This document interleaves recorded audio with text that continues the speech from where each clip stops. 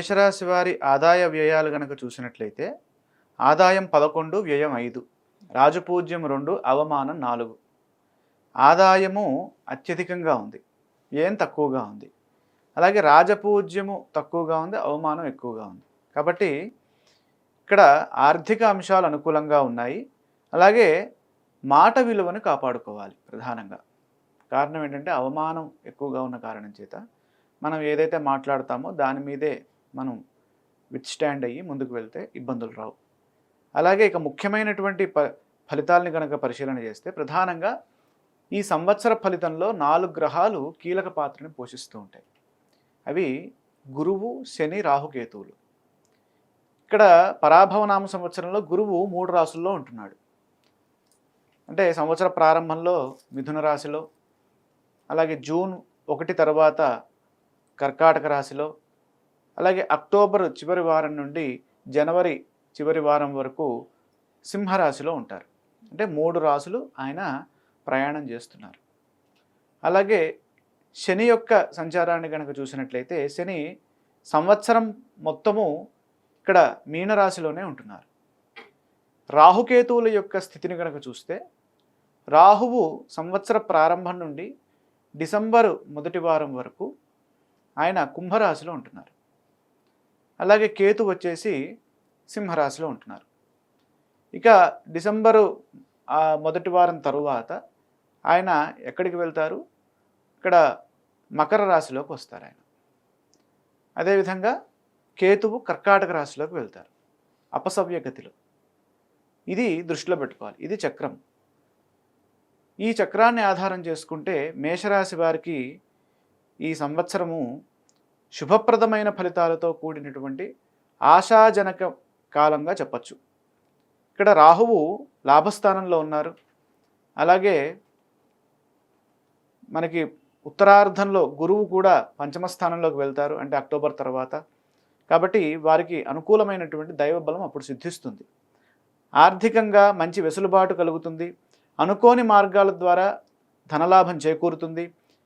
దీర్ఘకాల ప్రయోజనాలు, అలాగే మీరు ఏవైతే ప్రణాళికలు వేస్తారో అవన్నీ సిద్ధిస్తాయి. కారణం ఏకాదశంలో ఉన్నటువంటి రాహుబలం యోగిస్తోంది. ఆ తరువాత రాజ్య రాహు కూడా, అంటే దశమంలోకి వెళ్ళిన తర్వాత కూడా, డిసెంబర్ తర్వాత కూడా రాహు యోగిస్తున్నాడు. అంటే సంవత్సరం మొత్తము మేషరాశి వారికి రాహువు యొక్క బలం అనుకూలంగా ఉంది. కాబట్టి వృత్తి, ఉద్యోగ, వ్యాపారాల్లో అఖండమైనటువంటి విజయాలు సిద్ధిస్తాయి. పదోన్నతులు ఉంటాయి.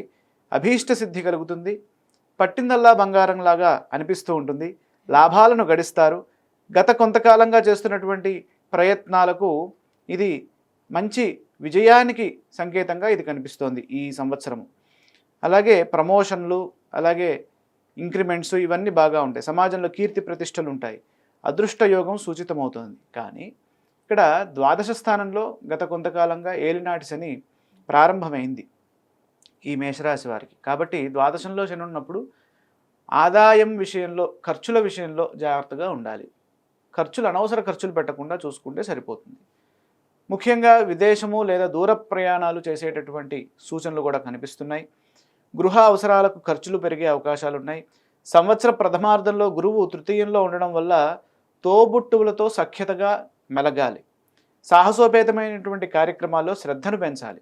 జూన్ 2 తర్వాత గురువు ఉచ్చరాశిలోకి వెళ్ళినప్పటికీ ఆయన చతుర్థంలో ఉన్నారు కాబట్టి కొన్ని గృహ సంబంధమైనటువంటి ఇబ్బందులు, అంటే చతుర్థం అంటే విద్యా, రాజ్య, గృహ ప్రయాణ, నరసన్, నౌకాది సద్వాహన అని అంటుంది కాబట్టి శాస్త్రం. గృహం అనేది 4వ రాశిలో ఉంది. గృహానికి సంబంధించినవి, అలాగే వాహనానికి సంబంధించినటువంటి ఇబ్బందులు రాకుండా చూసుకోవాలి. ఇక అక్టోబర్ చివరిలో పంచమ స్థానంలోకి వెళ్తారు ఆయన, అంటే సింహరాశిలోకి వెళ్ళడం వల్ల మంచి గృహవాహన యోగాలు బలపడతాయి. అలాగే విద్యార్థులకి చాలా గొప్ప ఉన్నత కాలంగా అక్కడ గోచరిస్తోంది. అలాగే వివాహం కాని వారికి వివాహం సెట్ చేసుకోవడానికి కాలం అక్కడ సహకరిస్తుంది. దైవ బలం అప్పుడు బాగా ఉంటుంది. ఇక ఆరోగ్యం పట్ల చిన్నపాటి జాగ్రత్తలు అవసరం. కారణం ఏంటంటే ఏలినాటి శని దోషం ఉన్నది.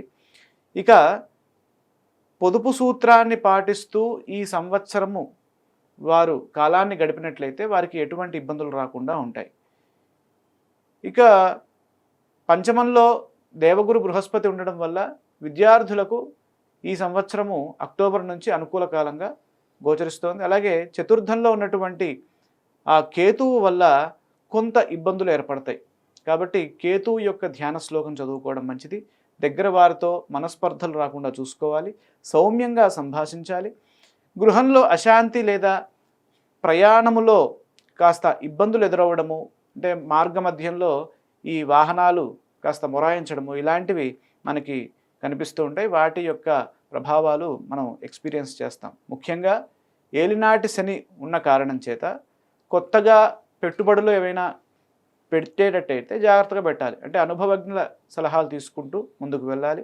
రాహుబలం వల్ల స్నేహితుల యొక్క సహకారం ఉంటుంది.